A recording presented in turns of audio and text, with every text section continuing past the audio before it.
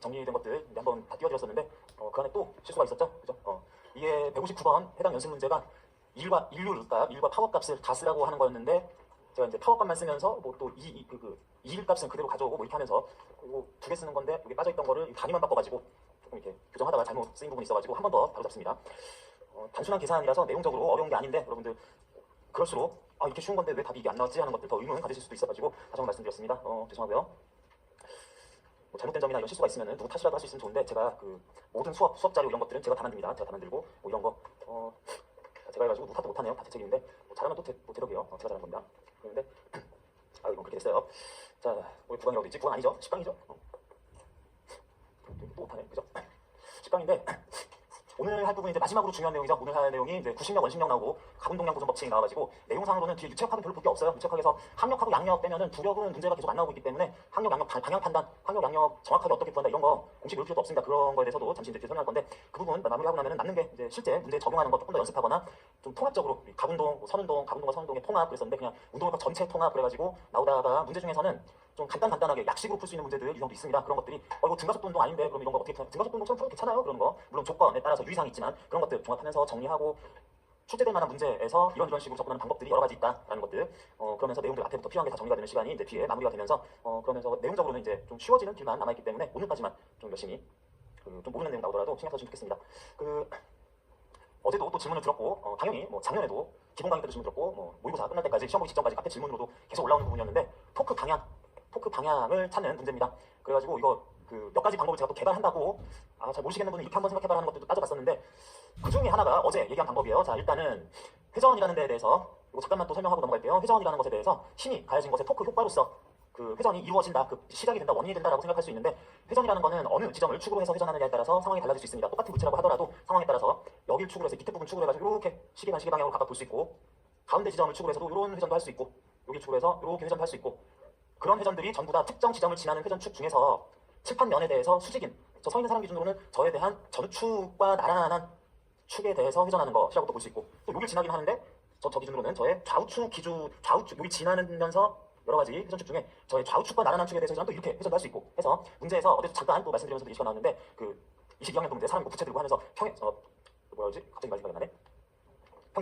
평균대 위에서 평균대와 발의 접점을 지나며 사람의 전우축과 나란한 회전축에 대하여 이런 식으로 표현이 나옵니다. 그래가지고 이렇게 답이 어렵나 싶은데 축이 어느 지점을 짝대기가 직선이 어디를 지나는가도 문제가 되는데 그중에 발과 평균대의 접점을 지나면서도 그 사람의 전우축과 나란한 좌우축과 나란한 수직축과 나란한 축 어떻게 회전할지는 그것도 달라지는 거라서 회전운동에 대해서는 길더라도 회전축에 대한 설명이 많이 필요하기도 합니다. 그런데 보통은 이런 그림이 나오면은 그림상 종이면 또는 칠판면에 대해서 뚫고 나오는 이런 축에 대해서 회전을 할 모양을 보여주겠죠. 이렇게 했는데 괜히 이런 축에 대해서 이렇게 넘어갈 사람 기준으로 달려가면서 옆으로 쓰러지는 모양으로 그런 자료 그림을 보여주지 않으니까 뭐 거기를 지나는 축에 대해서 그러면서 이렇게 생긴 축이겠지 이렇게 돌아가겠지라고 생각하면 되겠습니다. 그랬을 때 그런 회전축은 상황에 따라서 똑같은 상황이라도 나는 이렇게 보고 싶다라는 것들은 여러 가지 얘기할 수 있는데 문제 자체가 중요한 게 아니라 어쨌든 토크가 중요하게 할 건데 이 사람이 받는 힘은 원칙적으로는 지면발력이라는 거 하나가 있고 중력이라는 거 해가지고 두 개의 힘을 받는다 순간적으로 두 개의 힘을 받는다라고 그래야지 되는데 지면발력을 지우고 수직지면발력, 수직항력과 수평지면발력 정확하게는 그 힘의 종류선을 마찰력 두 가지 힘으로 나눌 수도 있다라는 얘기입니다. 그래가지고 이게 힘이 하나 중력은 이제 표시는 안 했지만 원래 있는 거고 둘, 셋, 넷, 화살표 3개 있고 중력까지 표시하면 4개의 힘을 받고 있다 그런 게 아니라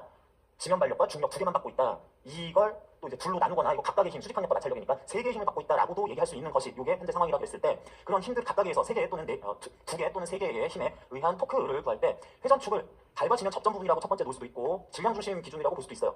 그렇게 본 다음에 풀어라 그럼 하면 됩니다. 자, 그러는데 그 중에 문제에서 요걸 한번 다시 설명해 보려고 해요. 질량 중심을 축으로 하여 사람이 이렇게 넘어질 수도 있다 하는 게 아니라 질량 중심 축으로 하여 돌아갈 수도 있다라고 친다면 그런 얘기예요. 그렇다고 친다면 지면 발력에 의한이라고 했으니까 수평지면 수직지면 발력을 따로 얘기한 게 아니라 둘의 합력인 지면 발력 그러면 요 힘에 의한 지면 발력에 의한 토크 방향을 따져라라고 했습니다. 그랬을 때 지난 시간에 설명한 토크 방향 여기가 회전축인데 저쪽으로 가지면 시계 방향으로 돌아가게 하고 여기가 회전축인데 좀 이렇게 가지면 반시계 방향으로 돌아가게 하는 토크 효과를 나타내지 않겠느냐라고 딱 보면 알 수 있는 분들은 그냥 보고 매번 맞고 정확하다 그러면 쉬우면 그렇게 하시면 됩니다. 그리고 수업 안 주셔도 돼요. 지금 한 몇 분간 몇 초간 얘기 안 주셔도 됩니다.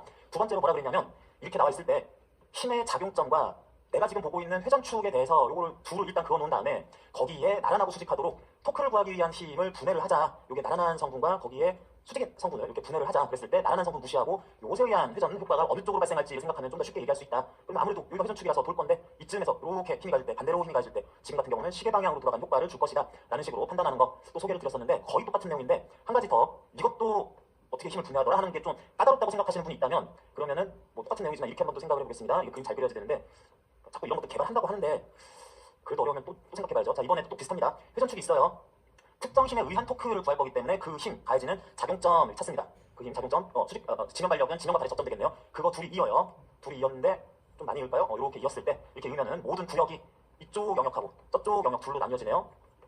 두 개의 영역으로 나뉜다라고 그랬을 때 여기에서 힘이 가해져서 여기 중심으로 회전을 한다면 여기에서 이렇게 돌거나 저렇게 돌거나 하는 원을 한번 이렇게 그려봤을 때 대표적으로 이 힘이 저쪽을 향하면 그러면 회전축에 대해서 시계 방향 토크라고 할 수 있고 반대쪽을 향하면 이 원의 접선 방향을 따져본 거죠. 이렇게 따졌을 때 이쪽으로 향하면은 이렇게 반시계 방향으로 여기에 대해서 회전하겠거니 그런 효과연이라고 생각을 합니다. 그렇게 했는데 대표적인 시계 방향 회전 일으키를 방향은 이쪽 저쪽 요 나눈 거에서 회전축과 작용점 해서 둘로 나누는 데에서 반시계 방향으로 회전 일으킬 거는 이쪽을 향하는데 그거는 이쪽 편이라고 생각을 했을 때 여기서 가해지는 힘이 실제로 가해지는 힘이 이쪽 영역을 향하고 있으면 이것부터 시작해서 이쪽, 저쪽, 이쪽 이런 것까지 전부 다 시계 방향으로 회전을 일으킬 토크를 이제 추가로 생각할 수 있다. 힘이 가해지는 방향이 여기서 가해지는데 좀 저기 가해지는, 여기로 가해지는, 발에 이렇게 가해지는부터 해가지고 아무튼 여기를 시작해가지고 이쪽으로 이쪽 영역을 향하는 쪽, 요 반대쪽 절반 영역을 향하도록 하는 것들은 대표 선수. 이 힘에 의한 회전 방향의 반시계 방향 토크를 형성할 것이다. 이렇게 생각하는 방법도 또 하나 고려해 볼 수 있겠습니다. 그러면 지금 지면 발력은 이렇게 좀 지워졌네. 지면 발력은 영역을 이렇게 나눴을 때 이쪽을 향하는 쪽으로, 이쪽 향하는 쪽으로 형성되어 있으니까 시계 방향 토크를 형성할 것이다 라고 할 수 있고 지적나니까 조금만 다시 볼게요. 다시 한번 회전축 지금 여기를 회전축을 할 수 있는데 지금 여기 그 일시 지정축 회전축을 하고 있고 뭔가 지면 발력의 작용점에 대한 이 힘들의 회전 토크 방향이니까 이렇게 이어서 반 잘라주자 그랬을 때 이런 얘기도 할 수 있겠네요. 지면 발력 전체는 그런데 시계 방향 여기는 반대 방향 지면 발력 전체는 그러는데 지면 발력을 나눠서 또 그 분력 각각이 어떤 역할을 하느냐 생각을 했을 때 수직 지면 발력, 수직 강력 요것에 의한 효과, 요것에 의한 돌림힘 효과, 회전 토크 효과는 어느 방향? 회전축 여기 했을 때 시계 반시계, 시계 방향 요거 전체로 볼 수 있지만 그거 두 개로 나눴을 때 각각에 의한 토크는 또 달라질 수 있는데 이런 수직 분력, 수직 지면 발력에 의해서는 걔는 이쪽 영역을 향하고 있으니까 그러니까 시계 방향 마찰력은 수평 지면 발력은 요 영역 중에서 이쪽 방향을 아무튼 향하고 있으니까 마치 여기에서 대표 선수 이쪽으로 가해지는 것 따르는 것처럼 반시계 방향으로 회전을 일으킬 그런 토크 값을 추가로 계산할 수 있다라는 식으로 그렇게 보면 되겠습니다. 자, 많은 분들이 이제 몇 가지 설명 방법 중에서 나는 이게 나한테는 좀 잘 맞는다 이 방법이 쉽다 굳이 뭘 저렇게 하냐 이런 것들이 갈리기 때문에 한 가지 방법 그냥 딱 이 방법이 제일 좋아라는 거 그런 거 이렇게 강조를 하기가 곤란해요. 사람마다 많이 다릅니다. 내가 해봤더니 이게 제일 편해라는 게 의외로 다른 사람들한테는 영 못 알아듣겠는데 그럴 경우가 많이 있어요. 그런 얘기 왜 할까요? 설명 추가로 하려고 그랬죠? 그렇기도 한데 여러분 선생님 될 거잖아요. 그러면은 별의별 학생들이 다 만납니다. 그래가지고 내가 겪어보니까 이제 경험이 오히려 쌓일수록 이렇게 설명하고 이렇게 지도하면 학생들이 참 잘 알아듣고 잘 따라오더라 하는 방법 의외로 어떤 학생들한테는 되게 안 먹힐 수도 있어요. 근데 그럴 때 쟤는 지진한가 부진하네 뭐 좀 능력이 좀 딸리나 그게 아니라 좀 다른 식으로 설명하면은 그것도 금방 알아듣고 금방 잘 따라오고 이럴 때도 많이 있습니다. 똑같은 얘기를 해도 사람마다 그 성향과 생각하는 사고 방식이 다르니까 그렇다라는 거 여러분 교사 되신 다음에도 그러니까 내가 뭘 몰라서 자꾸 공부를 하려고 그런 게 아니라 경험을 쌓고 그래야 되는 게 아니라 노하우가 짬이 소위 중요한 게 아니라 그런 것들이 의외의 곳에서 많이 터져나옵니다. 그래서 그런 것들까지도 계속 또 연구하면 좋은 선생님이 될 수 있겠다 이런 말씀을 드리면서 자 지뢰에 대해서 다시 한번 좀 확인을 할 건데 1, 2, 3종 지뢰가 있다고 그랬습니다. 우리 교재에서 175쪽부터 해서 지뢰에 대한 설명이 꽤 오랫동안 180쪽까지 한 6페이지 정도에 걸쳐가지고 많이 나오는데 지뢰는 기본적으로 지뢰의 핵심이 되는 지뢰 때 실제로 움직일 어떤 물체가 있고 거기에 이렇게 받침대가 있습니다. 보통 땅바닥 위에 있겠죠. 받침대가 있을 때 지뢰의 3요소는 받침점, 힘, 점, 작용점 해서 바짝 힘이라고 얘기도 하는데 지뢰의 3요소라고 그랬어요. 이건 구성하는 물체들이고 지뢰 때 실제로 회전 운동을 할 물체 지렛대라고 그랬을 때 지렛대 자체의 질량이 약간 있을 수도 있고 좀 무시할 수도 있는데 어쨌든 지렛대 움직임을 확인해보자. 지렛대 여기 받침대 접점을 축으로 해서 여기 고정돼 있으면서 이렇게 움직일 거니까 이 지점을 받침점이라고 하자. 지렛대라는 어떤 물체 사람으로 보면은 인체 지뢰 할 텐데 뼈 위주로 할 텐데 뼈 중에서 어느 부위가 움직이지 않고 다 돌아가는데 여기는 계속 가만히 있네 하고 경우에 따라서는 뭐 이렇게 움직이는 경우도 생각할 수 있을 건데 그런 움직이지 않는 부분 받침점 보통은 관절 되겠습니다. 뼈에 대해서는 그렇게 하고 여기에 가만히 있다 보면은 자연스럽게 힘이 들어가요. 보통은 중력이 작용할 지점이 보통은 되기 때문에 중력 작용점을 생각하면 된다. 중력 작용점인데 어디니? 여기 질량 있는 물체가 있어가지고 여기 요 물체의 중력이 적당하게 mg, 뭐 100N 이런 거 가해져요 라고 하는 게 있을 수 있다. 그럴 때 바로 그 중력 작용점을 지뢰에서의 3요소 중에서 작용점이라고 하고요. 그러다 보면은 이 지렛대 전체가 여기서 마치 중력이 당겨서 또는 물체에 눌려서 이 받침점 고정돼 있으면서 이렇게 돌아가는 누워버리는 회전을 하게 되는데 그걸 막기 위해서 반대쪽을 눌러줄 수도 있고 이쪽을 밀어서 들어줄 수도 있습니다. 그런데 일단 그런 중력에 의해서 주로 내려가는 것을 방해하는 내가 버텨줘야 하지 하면서 억지로 힘을 가해주는 지점, 자연스럽게 가해지는 중력, 내가 추가적으로 힘을 가해주는 외력을 가해주는 지점, 그래서 적당한 힘이 가해지는 이 지점은 힘점이라고 하자. 그렇게 하면서 우리 앞에서 토크 얘기할 때 토크 값은 특정 힘에 의한 토크는 그 힘의 크기 곱하기 모멘트 파이라고도 하고 모멘트 암이라고 알 쓰기도 하는 8 대신에 암이라는 영어를 쓴 건데 요런 R값 또는 D값을 곱해주자라고 그랬었는데 요 무슨 8, 무슨 암이라는 용어가 어디까지 거리, 회전축으로부터 어디까지 거리라는 뜻으로 물리에서 일반적으로 쓰이기도 합니다. 이게 뭔 말이냐면 이렇게 됐을 때 여기에서 회전축으로도 볼 수 있는 회전동에 대해서 회전축으로 볼 수 있을 이 받침점으로부터 자 여기 중력 이렇게 가해지는 거 거기까지의 거리, 여기까지의 거리 R1 회전축 또는 받침점으로부터 힘 가해진에 힘 쭉 가했을 때 여기까지의 거리 R2 이런 것들을 각각 힘점까지의 거리네요. 힘 8 마치 회전축으로부터 힘 가해지는 작용점까지 최초한 거리 모멘트 8 그랬던 것처럼 힘점까지의 거리는 힘 8 이렇게 부르고 여기 받침점으로부터 작용점까지의 거리 내지는 여기서 가진 중력 여기까지 최단 거리 요거는 작용팔은 아니고요. R은 작용팔은 아니고 저항팔이라고 저항팔 R1이라는 식으로 이렇게 부릅니다. 그렇게 했을 때 여기서 가진 중력의 크기를 F1이라고 하고 힘점에 가해지는 외력은 F2라고 써보면은 이때 회전이 이루어지고 있지 않으면 이 작용점에서 가진 중력이죠. 이 힘에 의한 토크는 회전축 여기 받침점이라고 그랬을 때 반시계 방향 요 힘점에 가진 외력에 의한 토크는 시계 방향 그런 반시계 시계 방향 토크가 똑같으면 안 돌아가고 어느 한쪽이 크면 우세하면 그쪽에 의한 토크 방향으로 실제로 물체는 회전을 하도록 돼 있다. 그렇게 된다고 생각할 수 있는데 기본적으로 회전을 하지 않을 때 기준으로 하면은 R1, F1은 R1 곱하기 F1은 R2 곱하기 F2다라고 요거는 회전하지 않을 때를 기준으로 나타나는 공식으로서 지뢰 원리, 지뢰대 공식이라고도 얘기하는데 요게 이제 R1 크기 길수록 똑같은 힘 가했을 때 여기는 작은 질량을 가진 물체가 올려놔도 괜찮다 이런 식으로 설명을 하게 될 수 있는 요 식이 지뢰 원리 관련한 식이더라. 요거를 문자를 뭐 R1, R2, F1, F2가 아니라 B, W, A, F 같은 걸로 나타내면은 175도 하단부에 있는 이런 식 같은 모양이 되겠다. 그래서 이 식 자체는 문자는 좀 달라질 수 있지만 결국에는 토크 평형 상태를 설명하는 식이 되겠다라고 하겠습니다. 지난 시간에 했던 얘기, 어제 했던 얘기 좀 내용적으로 용어 정리 한번 다시 해봤고요. 그렇게 했을 때 이런 지뢰를 종류를 1종, 2종, 3종으로 나누게 되는데 1종, 2종, 3종은 당연히 받침대 위에 지뢰대, 받침대 위에 지뢰대에 작용점 있고 여기쯤에는 받침점 있고 힘점 있고 세 개가 순서가 어떻게 되어 있느냐라는 것에 따라서 달라진다. 여기에다가 이거 재질을 뭘로 하냐, 이 지렛대 모양이 굽어 있냐, 뭐 기역자 모양이냐, 동그랗냐 이런 게 아니라 이것들을 사용하는 방식에 따라서 1, 2, 3종으로 나누게 되더라. 자 그랬을 때 1, 2, 3종은 각각 이 순서를 받, 잡, 힘 순서대로 지뢰 3요소를 따져주면 외워주면 더 편한데 그 순서대로 받, 잡, 힘. 그래서 가운데에 받침점이 있는 경우 1종의 가운데에 작용점 가운데에 힘점이 있는 경우 각각을 1, 2, 3종 지뢰라고 얘기한다. 그러다 보면은 여기 서술된 것처럼 이거 서술 어디 나오죠? 176쪽 하단에 나오는데 이거 서술된 것처럼 이런 뭐부터 뭐까지 거리가 어쩌고저쩌고 뭐가 더 기네 짧네 하는 것들은 자연스럽게 나타나는 현상이다 라고 하겠습니다. 자 그래서 뭐 그림 여러 가지 보는 것도 필요하지만 이렇게 된다라는 거 보고 실제 시험에서는 지뢰 종류 몇 종이냐라는 거 내지는 그렇게 했을 때 힘의 이득이 있냐 없냐 거리의 이득이 있냐 없냐는 문제로 출제가 굉장히 드물게 되고 있어요. 물론 굉장히 오랜만에 오랜만이에요 그러면서 등장하는 출제되는 경우도 있기는 하지만 보통은 지뢰 자체에 대해서는 거의 잘 안 나오는데 이것 또한 5, 6년, 한 7년마다 한 번 정도 걸러서 나오고 있는데 아직은 말씀드리기 좀 그렇긴 하지만 아직은 쿨칸이 아직 안 돌았다 이런 생각이 듭니다. 이거 노 젓는 문제가 아직 막 5, 6년 넘게 옛날에 나오고 그러진 않은 거라서 그래서 이거는 좀 현재로서는 2026학년도 시험을 준비하는 입장에서는 중요도는 조금 떨어진다 생각하는데 이거 하나 정도는 알고 있으면 좋겠네요. 우리 인체를 얘기할 때는 인체에서는 이 지렛대라고 생각할 수 있는 뼈의 움직임을 통해서 동작이 만들어지는데 그런 인체 지뢰라고 하는 지렛대 역할을 할 뼈에 대해서는 요 힘이 가해지는 지점이라고 할 것이 대부분 관점에 따라서 종류가 달라질 수 있지만 그거 역할을 근력이 합니다. 근육의 착점에서 가해지는 뼈에 가해질 근력이 요 외력, 힘점 역할을 하게 될 거고 그리고 이제 그런 운동을 할 때 뭔가 예를 들어서 전환 같은 경우에는 이두근 또는 삼두근, 상완 이두근, 상완 삼두근이 전환에 있는 뼈에 붙어 있어서 거기서 이렇게 막 당기는 역할을 하게 될 텐데 그럴 때 작용점이라고 할 것은 뭐냐?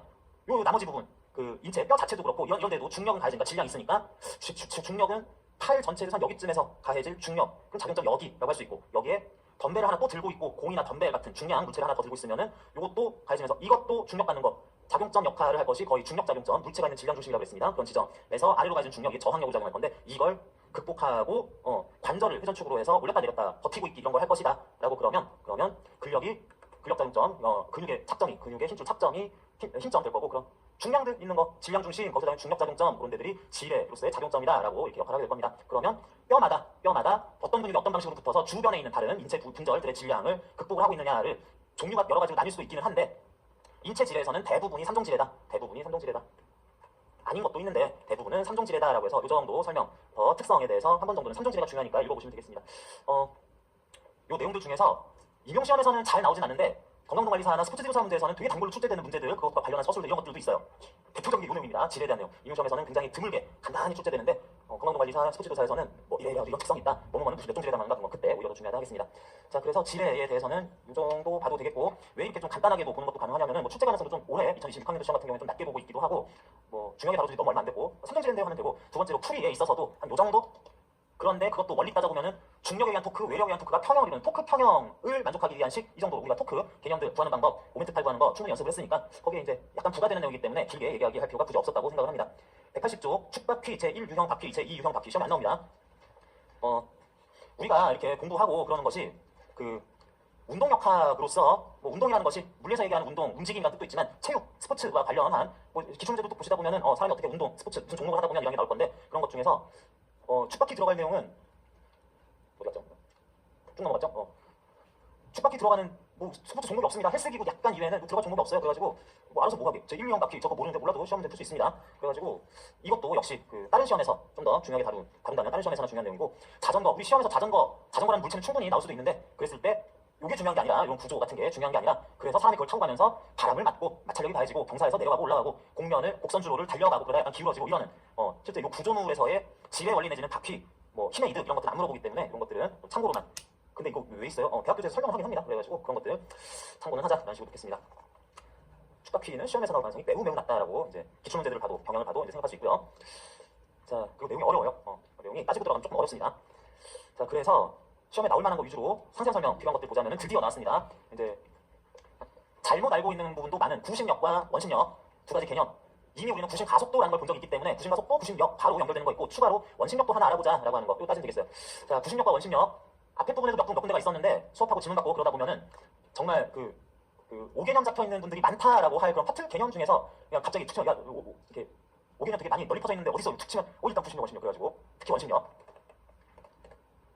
요거에 대해서 완전히 잘못 알고 있는 분들이 굉장히 많습니다. 왜 그런지도 알아요. 왜 그런지 아는데 왜 그러죠? 내가 이게 맞나? 안타깝게도 우리 시험이 질적으로 좀 의적하게 냈지 않아서 좀 안타까운 문제들이 출제되긴 하지만 오류는 딱히 없는 경우들도 있어요. 뭐 2025학년도 문제 중에서 풀이 과정과 함께 답하시오 했는데 풀이 과정이 여러 개인데 하면서 뭐 아무나 써도 되나? 뭐 조금만 조건했자 이렇게 해서 어설픈 문제도 조금은 있고 틀린 문제도 있습니다. 소위 오류 문제라고 그러죠. 오류가 있는 문제가 출제되는 게 꽤 종종 있어요. 최근 3년 정도, 4년 정도 동안에는 그런 빈도가 매우 적은데 그전에는 꽤 자주 있었습니다. 그랬는데 이 원심력 관련한 문제 내지는 약간은 구심력도 문제가 많이 있었습니다. 구심력 관련한 문제 중에서 출제됐던 과거 한 15년 전, 10년 전 이런 문제들, 8, 9년 전 문제들 중에서 오류 문제들이 있었는데 왜 그랬을까?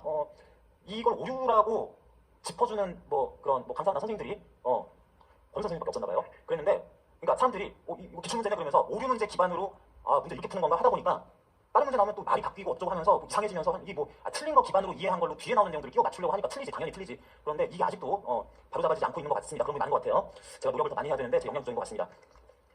내가 맞는데 항상 하는 말이 원래 제가 맞아요. 원래 제가 맞습니다. 제가 그 공부를 되게 잘했어요. 그래가지고 이거는 뭐 여러분 자존심 상할 필요 그런 거 하나도 없고요. 여기 나오는 내용이나 이거보다 솔직히 말해서 조금 훨씬 어려운 거나 역학뿐만 아니라 전자기, 무슨 파동, 이런 물리 일반적인 것들 중에서 여기에 들어있는 내용들 이거 제가 고등학교 1학년 이전에 다 풀던 내용들입니다. 저는 고등학교 1학년 이전에 다 풀던 내용들이에요. 그래서 저한테는 그냥 되게 당연한 얘기들입니다. 그래가지고 이거 저한테는 되게 쉬운 내용인데 저는 원래 물리를 잘해요. 딴 건 못하지만. 그러니까 이 원래 어려운 내용이에요. 원래 어려운 내용인데 제가 되게 잘해가지고 고등학교 이전에 중학교 때 막 이럴 때 다 풀 줄 알고 그랬던 겁니다. 그때까지 참 좋았는데 학생 때 공부 잘하는 게 최고죠. 그래가지고 막 대우도 받고 그랬는데 졸업하니까 쓸 데가 하나도 없어요. 그랬는데 그래가지고 이게 왜 이런 식으로 설명이 돼 있지 찾아보면은 오류 있는 기출 문제가 저렇구나 하면서 이제 이해하는 방법이 이상하게 퍼뜨려지면서 널리 퍼진 지가 오히려 또 오래돼가지고 그런 것 같습니다. 자, 구심력 관심력 말이 많았는데 우리 문제 적용하기 위해서 그 상황에 얘기하기 위해서는 할 거는 그냥 힘이네, 구심력이네, 구심력 힘이겠을까 그러면은 이거는 무슨 토크, 회전력, 돌림 힘 이런 것처럼 이상한 거 아니고 이거 진짜 힘 맞습니다. 힘의 분류인데 구심력이라고 하는 것은 원운동하는 물체가 갖고 있는 어쩔 때는 알짜힘이라고 얘기하고 원운동하고 있는 물체, 곡선 운동하고 있는 물체가 갖고 있는 그 물체의 질량 중 원궤도 중심 쪽으로 가해지는 힘 이걸 가리켜서 구심력이라고 특정하게 부른 거예요. 자, 무슨 얘기냐? 물체는 질량이 있으면 힘의 종류로서 중력을 받으려니 이건 아예 그냥 그 본질이 중력인 특정한 힘입니다. 뭔가가 접촉해 있으면 그 면에서 이게 가끔가다 탄성체면은 탄성력을 받을 수도 있는데 면을 접촉해 있으면 그 면으로부터 수직항력을 받으려니라고 하는 거 이게 수직항력 노멀포스라고 하는 게 특정 힘이에요. 그런데 접촉을 칠판에 하면 칠판으로부터 수직항력을 받는다.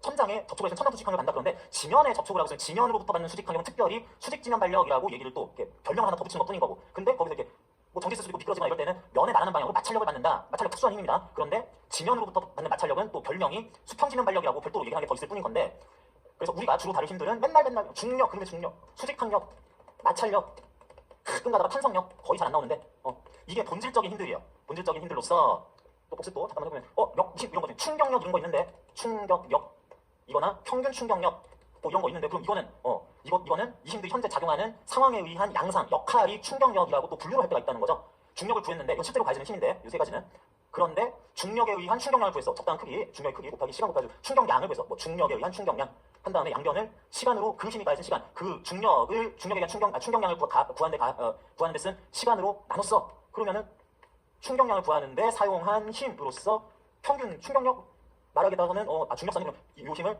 충격력이라고 부르면서 평균 충격력 또는 중력에서 평균 중력이라는 식으로 중력이 본질인데 이렇게 역할과 현재 활용되고 있는 식에서의 의미를 조금씩 더 달아주는 것뿐입니다. 자, 무슨 얘기하는 거냐면 이제 본격 구심력이라는 친구가 나왔어요. 구심력. 여러분 구심력 본 적 있습니까? 구심력은 어떨 때 작용할까요?가 아니라 그런 게 아니라 어떤 물체가 그냥 앞으로 쭉 간다면 뒤에서 밀리는 힘 또는 앞에서 방해하는 힘을 받는다면 빨라지거나 느려지겠지만 이렇게 원궤도를 따라가려면 움직이는 방향이 거기 아니야 이쪽에 또 바꿔야 돼 이렇게 순간순간 움직이는 방향을 바꿔줘야 자동차 타고 가는데 악셀 밟고 브레이크 밟는 게 아니라 회전을 하려면 핸들을 돌려야 되듯이 방향을 바꾸는 역할을 하려면은 방향을 바꾸게 하기 위한 힘이 외력이 가해져야 되겠다. 그 힘이 중력의 경우 자주 있지 않고 실제로 이게 곡선 따라가려면은 원궤도 따라가려면은 옆으로 이렇게 톡톡 쳐주는 그렇게 작은 힘이 있어야 될 텐데 라고 할 일반적인 그런 힘을 구심력이라고 얘기를 하는 거고 그런 힘을 찾아보면 중력이 그 짓 하고 있었네, 수직항력이 역할, 마찰력이 그 역할을 하고 있었네 라는 것들이 또 실제 힘의 작용으로서는 별도로 찾을 수 있는 거다. 다시 실제로 작용하는 힘들이 이런 게 있는데 마찰력인 경우가 상당히 많은데요. 수직항력의 경우도 가끔 나오고 그런 힘들에 의해서 얘 때문에 가다가 운동 마찰력 미끄러진다 그러는 게 아니라 미끄러져 점점 느려지게 하는 역할을 하는 게 아니라 마찰력이 돌게 하는 역할을 하네, 방향을 바꾸는 역할을 하네, 그러면은 마찰력이 구심력으로 쓰이고 있다, 구심력 역할을 한다, 이런 식으로 얘기하게 되는 겁니다. 자, 그러는데 이것도 꼭 맞는 말은 아니에요. 꼭 맞는 말은 아닌데 아주 엄밀한 의미보다는 여기까지만 이제 알고 계셔도 된다. 새로운 대단한 힘이 아니구나 라고 하는 것만 알고 계셔도 되겠습니다.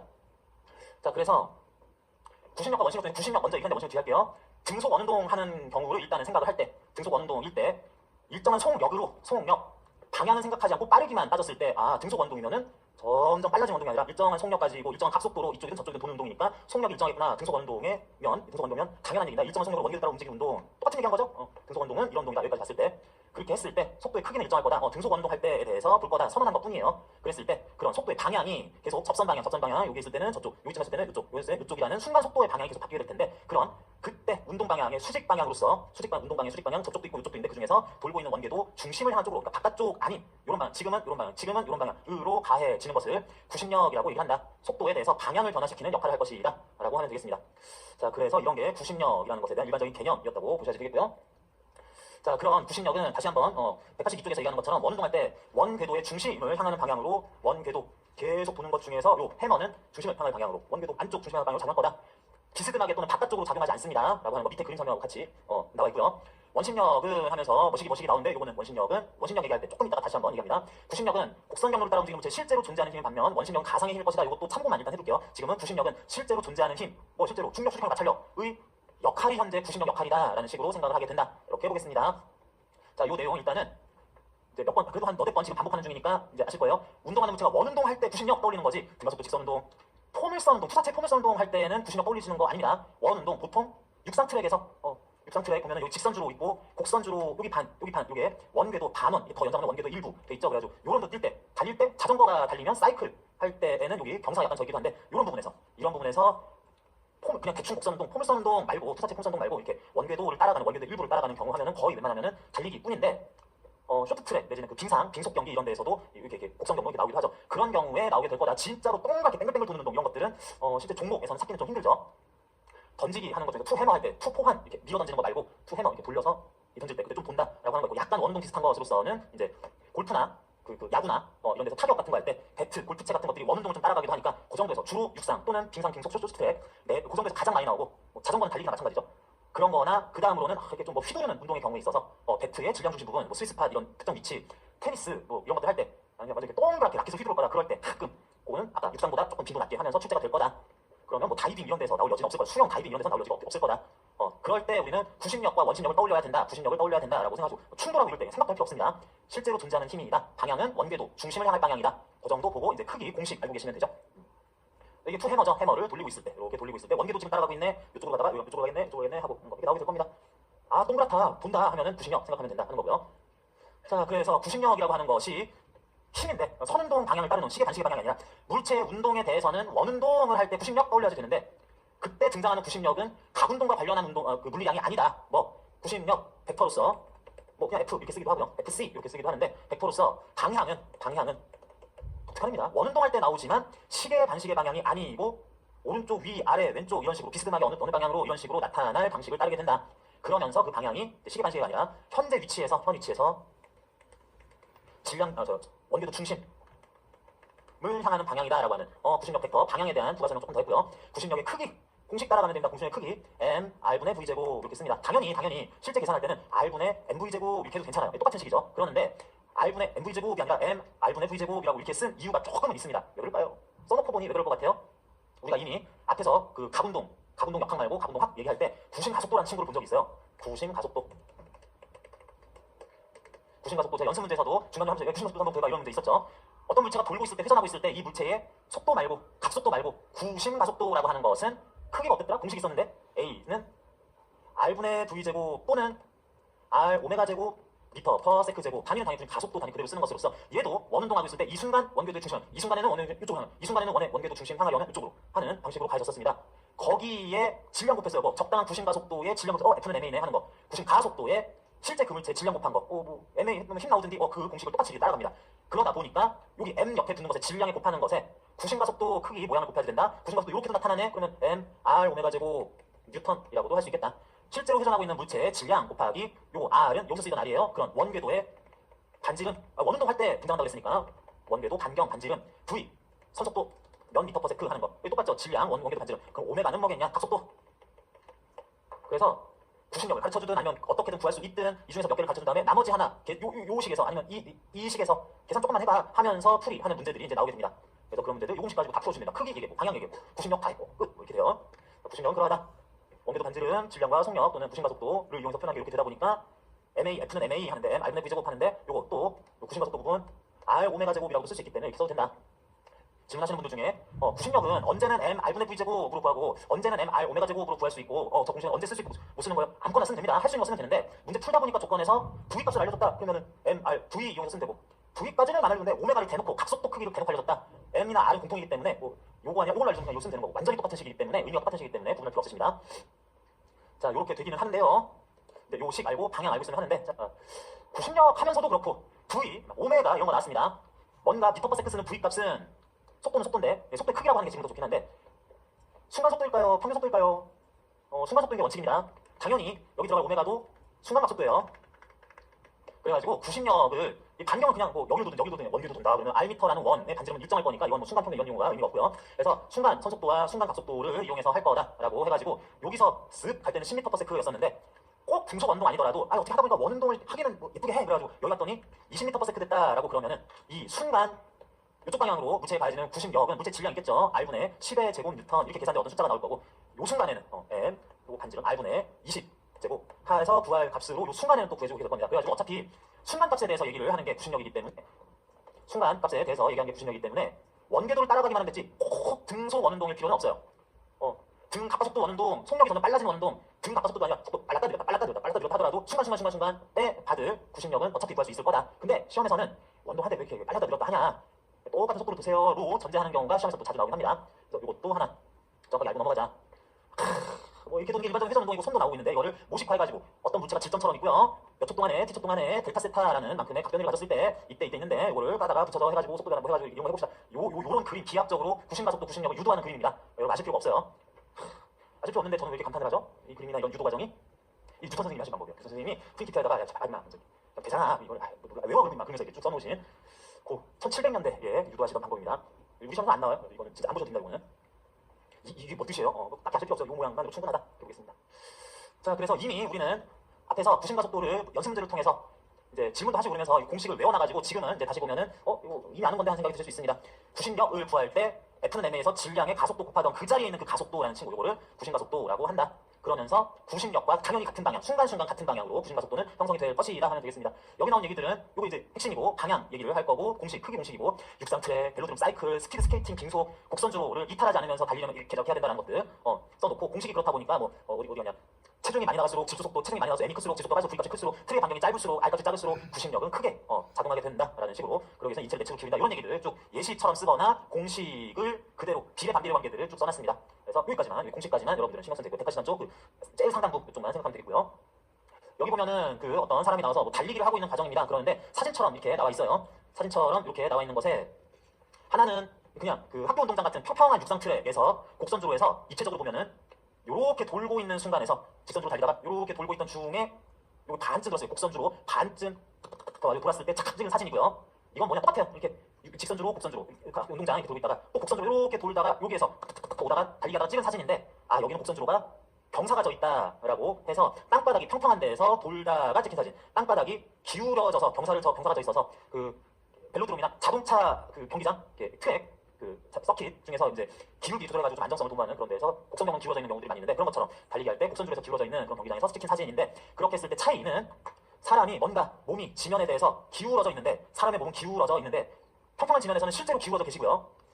경사가 져 있는 이 공면에서 공면 이제 따라가다가 곡선주로 따라가다가 요 경사가 있을 때는 기울어져 있긴 한데 이게 절벽에 잘 맞아가지고 나름 사람이 기울어진 이체 지점식 여기쯤을 통과를 할 때 요게 경사하고는 수직이에요. 요 경사하고는 수직이다라고 하는 바닥면 자체에 대해서 진짜 기울고 바닥면 자체가 이 기울어진 데 대해서 요거는 나름 또 수직이도 이렇게 잘 만들어 놓았다라고 하는 거. 그랬을 때 기울임각이라고 하는 거는 똑바로 서 있을 때 사람이 기울어서 달리네 해가지고 요 세타를 기울임각이라고 용어로서는 하나 설명을 하고 요때는 똑같은 요 기울임각이라고 할 수 있는데 요때 기울임각이라기보다는 요 각도가 지면에 대해서 그 곡선주로의 경사 각도하고 똑같거든요. 그래가지고 경사각이라고 이렇게 부르면서 써놓고 있을 뿐인 거다.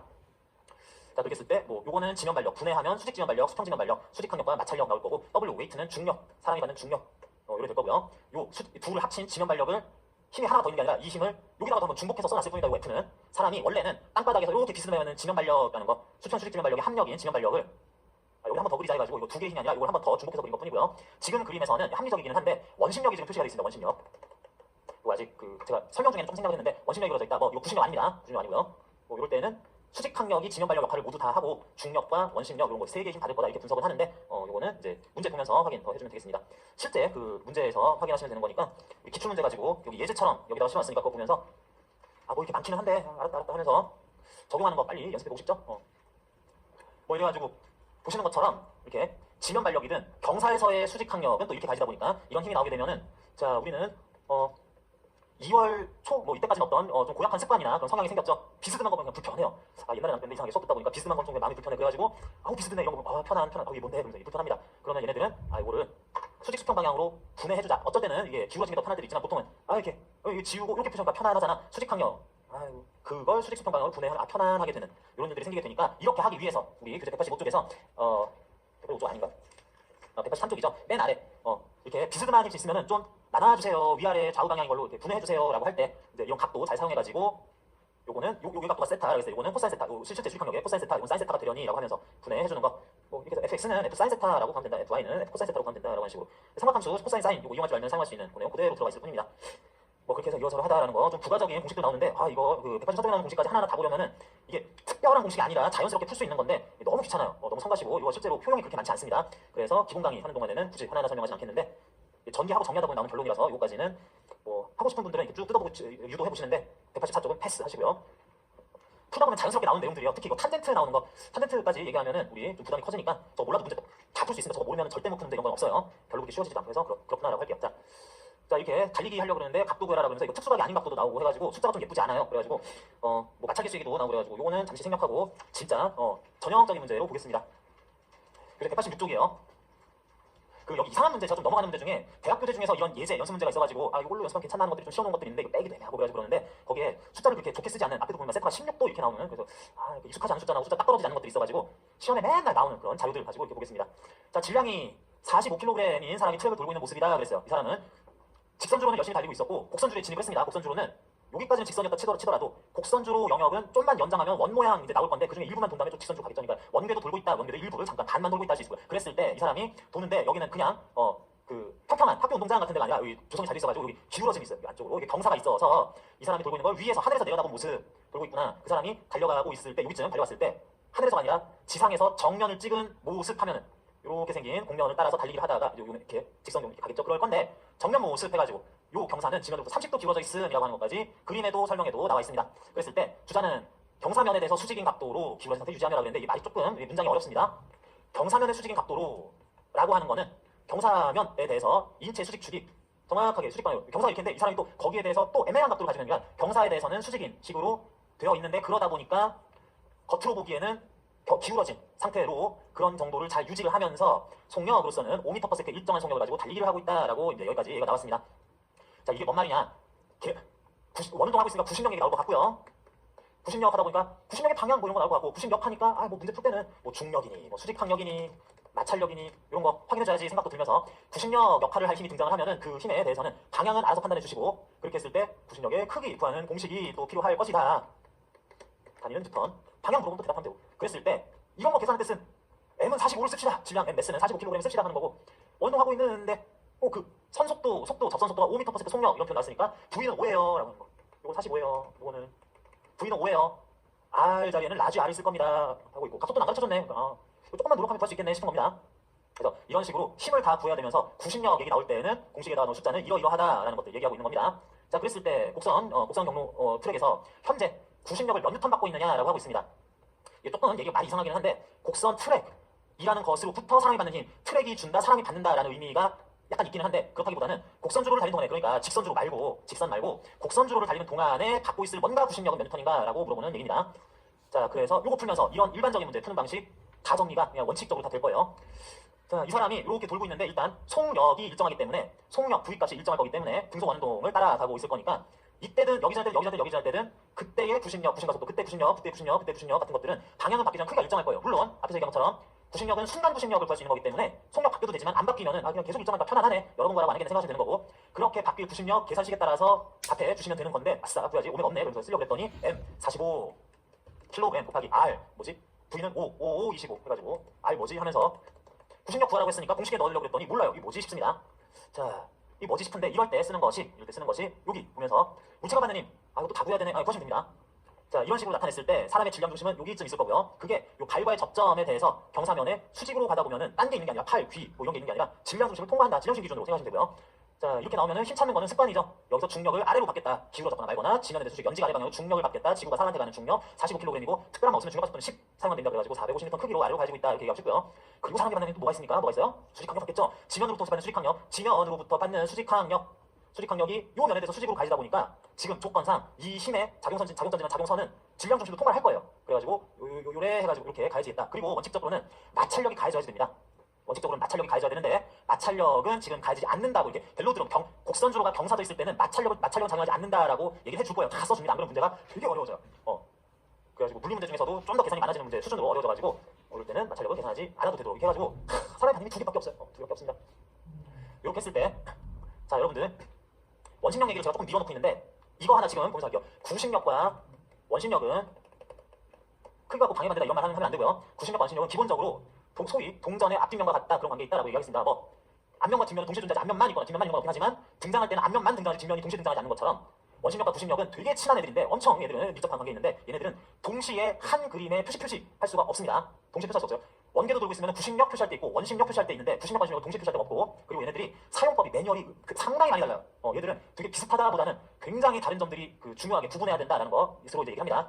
여기가 어려워요. 여기가 어려우니까 오류 문제가 기출대로 있어도 눈치를 못 채는 사람들이 많이 있었고 우리 권 선생님 빼고는 눈치를 못 채고 있는 걸로 오류인지도 모르고 그거 기반으로 설명하다 보니까 이상한 설명 나오기 시작하고 막 꼬이고 막 그런 거였었는데 자 그만큼 여기가 은근 까다롭다.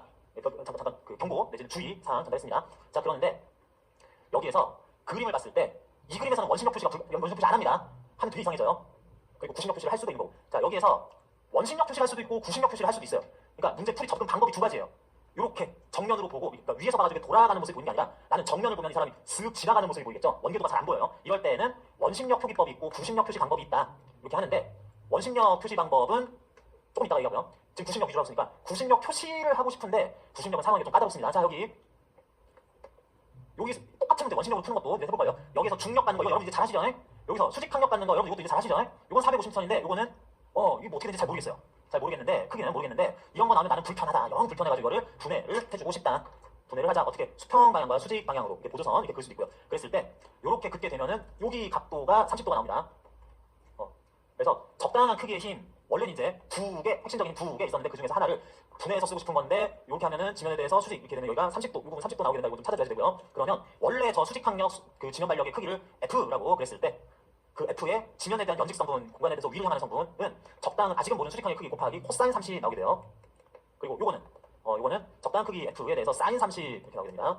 그래서 F의 2분의 1, F의 0.9배 이런 식으로 근사값을 좀 쓰고 싶은데 자 이렇게 했을 때 우리가 풀 문제들은 경사 곡선주로 벨로드롬이 나왔을 때 거기에서 사람이 달리다가 여기서 또 점프하거나 뭐 경사를 점점 올라갔다가 내려갔다 하면서 아무튼 곡선주로 또 돌거나 이러지 않을 거예요. 뭐 수직 이동이 없을 거기 때문에 별 생각 없이 사람이 받고 있을 힘 두 개인데 세 개처럼 썼어. 하나, 둘, 세 개처럼 썼어. 그랬으면은 위아래 방향에 대해서는 적어도 위아래 방향에 대해서는 얘들이 상쇄돼야 되겠다. 아래 위니까 크기가 같아야 되겠다. f 코사인 30은 f 곱하기 0.9라는 숫자를 고쳐서 쓸 건데 전체 크기가 450 나와야지 되겠다. 450 뉴턴 나와야 되겠다. 요랑 같게 나와야 사람이 땅으로 꺼지거나 하늘로 날아가거나 이런 도 하지 않는다라는 조건을 만족을 시킨다. 수직 방향 일단 상쇄부터 시켜서 속편하기 시작합니다. 그러면 F는 500N이면 돼요. F 500N. 여기서 받는 요 방향으로의 수직 항력이 500N이었어 라고 합니다. 그러면 여기다가 F 500N 대입하면 500 곱하기 0.5 사인 30은 0.5 이렇게 했을 겁니다. 그래가지고 250N이려니 라고 그래요. 자, 지금까지 맨날 하던 거예요. 중력, 수직항력, 마찰력은 없다 취급. 근데 면이 이렇게 되니까 수직항력 이쪽. 불편하니까 분해. 각도 보니까 F에 코사인 30, F 사인 30으로 분해된. 그렇게 하면 이제 문제 풀이할 때는 위아래로 안 움직이는데요 하니까 요거 450 상쇄되도록 하려니까 F 구하고 이어서 250까지 해서 요 성분은 250N 크기를 가진다라는 거 얘기를 했습니다. 자, 원심력과 구심력은 동시에 등장하면 안 되는데 풀이하는 방법으로 이 장면에서는 두 가지 다 쓸 수 있다고 그랬습니다. 그랬을 때 구심력 사용하는 방법 얘기하면서 구심력이 등장도 안 했어요. 구심력 안 나오고 있습니다. 그랬는데 이렇게 해서 상쇄된 힘 빼면은 알짜 힘이 잠깐만 하나 둘 셋 세 개 힘 가진다 치고 요 분해한 거 기준으로 상하 방향의 힘은 상쇄가 됐는데 얘는 남아 있어요. 얘는 250N 남아 있습니다. 그러면은 얘 때문에 사람이 이렇게 좀 안쪽으로 밀려 움직이는 가속 운동해야 되지 않나요? 잠깐만 이거 봐봐. 이 모양이 이 사람의 정면을 찍은 모습을 본 거기 때문에 달려가는 사람의 곡선주로 달려가는 사람의 정면을 찍어서 본 모습이기 때문에 이 상황에서 요 힘은 250N은 다시 갖다 붙이면 입체적으로 생각해서 그런데 저 힘의 방향이 바로 지면에 경사면 말고 지면에 나란하게 이렇게 가진 힘이 위에서 보면 바로 이런 방향으로 정확하게 나오면 바로 그 힘이었다라고 떨어집니다. 이 그림상 중력 450N하고 경사에서 받는 힘의 요 성분하고 이렇게 가지는 요 수직항력의 수직 연직 성분 끼리는 상쇄됐었고 그림 그리기 힘들죠. 여기 상쇄됐었고 요 성분이 바로 이거였다라고 해서 구심력을 이용해서 구할 때 여기다 표시를 한다기보다는 실제 힘들을 일일이 찾아준 다음에 그런 것들 말도 안 되는 운동, 상하 운동 아니라 상쇄해버린 다음에 남는 것이 자 구심력은 역할이라고 했어요. 역할이라고 했습니다. 딱 요게 우선 이렇게가 표시가 되면서 그게 그것이면서 이게 구심력 역할을 하고 있구나. 네가 할 차례니? 그러면서 구심력은 역할이라고 했습니다. 세상에는 중력이 있고 수직항력이 있고 마찰력이 있고 구심력도 있느냐가 아니라 이번에 누가 구심력 할래? 네가 해. 수직항력 네가 해. 마찰력 네가 해. 수직항력의 이쪽 성분이 해. 이런 식으로 계산된 값이 구심 역할을 하고 있다. 라고 한 다음에 그걸 하다 보니까 상쇄돼야 될 놈들 F는 500, F 사인 세타, F 사인 30, 곱하기 250 해가지고 구심력 역할을 하고 있는 저 친구가 지금 250N일 수밖에 없네. 아까 전에 이렇게 구하는 공식도 있었는데 그것의 정체를 찾아가다 보니까 경사면적대 수직항력의 이쪽 성분, 수평 성분 그 250이던 대요 그게 250이라고 답 R값을 찾을 수 있는 마지막 요게 숫자가 하나 더 나온 거다. 그래서 하다 보니까 이렇게 해가지고 R값을 찾을 수 있으려나 하면서 하다 보니까 구심력이 이렇게 되나 이렇게 하다 보니까 일단 구심력부터 대답을 하라 그러네. 구심력 자체 이 계산할 필요가 있는 게 아니라 250. 힘 분석하다 보니 여기다 구심력 원칙 표시한 거 아닙니다. 구심력에 집중해서 보고 있어 라고 하면서 실제 힘을 이렇게 찾다가 찾았다 이놈 네가 구심력이구나. 네가 구심력하고 있었구나 라고 한 다음에 그것이 필요하면 이렇게 변형된 식에서 나머지들과의 관련성이 이렇게 된다는 것도 아는 건데 구심력은 250N이요 이렇게 쓰는 게 요게 풀이하는 방법입니다. 구심력 여기다가 표시하는 게 아니라 실제 힘 눈으로 보고 쓴 다음에 상식에 맞게 상식시키고 각도가 이러니까 얘기해야 되고 찾으신 거다 찾은 다음에 네 구심력임 이렇게 하는 것뿐이다. 원심력, 구심력하고 동시에 나오면 안 된다라는 거 다시 한번 얘기합니다. 같은 그림 계속 쓰는데요. 그래서 구심력이 이렇게 된다라고 그랬을 때 마찰력이 0N이라고 할 거예요. 여기서 다시 한번 써줬습니다. 이런 문제는 마찰력 0N 할 겁니다. 그래서 곡선줄의 반지름 R값은 얼마인가 물어봤습니다. R값 물어보네요. 이건 이제 계산만 하면 되죠. 45 곱하기 R분의 25가 250 되는 거니까 요거 1 해가지고 역시 약분 형식으로 하고요. 그래서 R값 넘어가면은 R은 10분의 45, 4.5m. 요거 반지름 4.5m짜리였어요. 되게 큰 운동량 트랙이 아니라 4.5m짜리 이렇게 돌고 있었구나 라는 거 이렇게 계산 바로 해주시면 됩니다. 구심력을 알았으니까 R값도 알고 모든 알고 하면은 이제 거꾸로 갈 수도 있는 거고 4.5m 생각보다 커요. 반지름 4.5m짜리 그 트랙 이런 게 곡선주로의 길이는 얼마냐 그랬으니까 지금부터 편안합니다. 이게 직선 트랙이고 이게 반원만큼의 곡선주로 곡선 트랙이 있다고 그랬으니까 반원에 해당하는 네가 달려야 되는 경로 일종의 호의 길이 중심과 파이 라디안에 해당하는 호의 길이 구하라는 뜻인데 파이는 뭐 3이라고 봅시다. 3.14보다는 그러면은 오랜만에 등장하네요. 호의 길이 L 값은 R 세타 반지름 4.5m 곱하기 중심과 세타는 180도가 아니라 라디안으로 써야 되죠. 3라디안, 3.14 라디안, 3.14 159 라디안이긴 한데 대략 3라디안 어림값으로 써도 지금 이거 허용하겠습니다. 그렇게 했더니 13.5m예요. 다다다다다 이렇게 달릴 요거는 13.5m예요. 그랬습니다.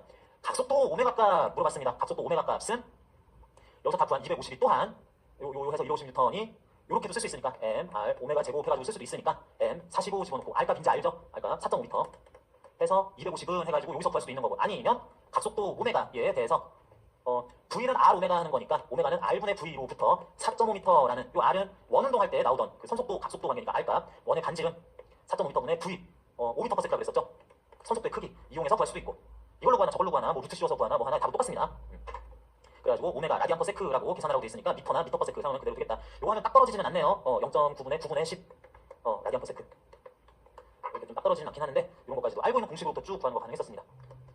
자, 한 문제 풀었지만 이런 원칙 따라서 구식력을 이용해서 접근한다라는 건 하나 확실하고요. 이제 원식력 얘기한 다음에 똑같은 문제를 원식력 문제라고 보면서 적용하는 거 뭐 거의 유사한데, 그리고 기출문제 상황하고 거의 똑같은 문제로서 이제 여러분들이 이제 굉장히 어려워하시는 몇 가지 유형들, 뭐 구식력, 원식력, 뭐 수직 점프 문제, 스커트 문제, 일에너지 문제, 이런 것 중에 하나인 원식력, 구식력 이런 것들 들어가는 문제로서 기출문제에서 조금 더 변형, 확장된 문제까지 풀어보면은 큰 곱이 하나 더 넘게 되는데, 이건 쉬었다가 이어서 같이 보겠습니다. 쉬었다 합시다.